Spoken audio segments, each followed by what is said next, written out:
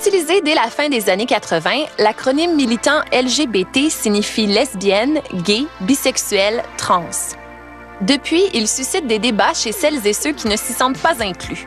On parle ainsi parfois de LGBTQQIAAP2S.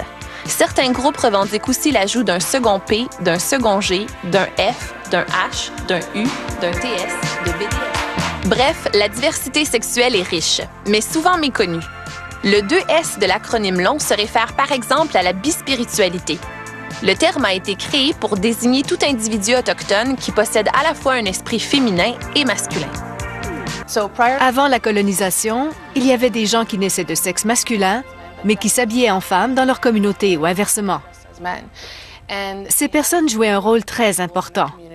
C'étaient des conseillers matrimoniaux, des professeurs. Elles accompagnaient les guerriers, elles faisaient de la vannerie. Dans nos communautés, on n'était pas vraiment séparés par genre. On respectait la façon dont les personnes se sentaient. De nos jours, le terme bispirituel est plutôt utilisé de façon générique pour désigner les Autochtones LGBT. On a donc toujours dit qu'il n'y a pas de placard dans les tipis. On n'a pas besoin d'en sortir, mais plutôt de faire un coming in, parce qu'historiquement, on a toujours été inclus.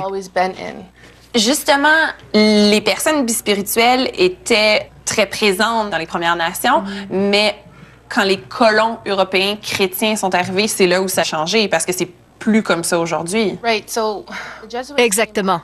Quand les Jésuites ont commencé la colonisation dans nos communautés, ils ont imposé la binarité de genre, donc le genre masculin et le genre féminin.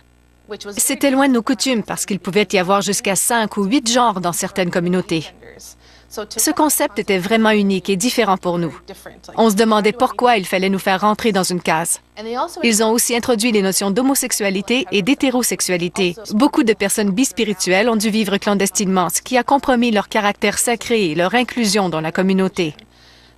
Les pensionnats indiens ont eu pour effet de perpétuer l'homophobie au sein des communautés autochtones, dans les réserves comme dans les régions urbaines. On lutte toujours contre cette mentalité coloniale et religieuse qui sévit encore parfois dans nos communautés. L'acronyme de la bispiritualité a été ajouté. Tu trouves que c'est important que ce soit vraiment ajouté le 2S à l'acronyme?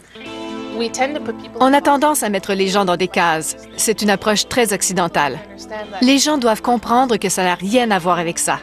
C'est le fait de pouvoir s'identifier à ce qu'on veut et de pouvoir utiliser le terme qu'on veut. Pour moi, cet ajout est une grande victoire.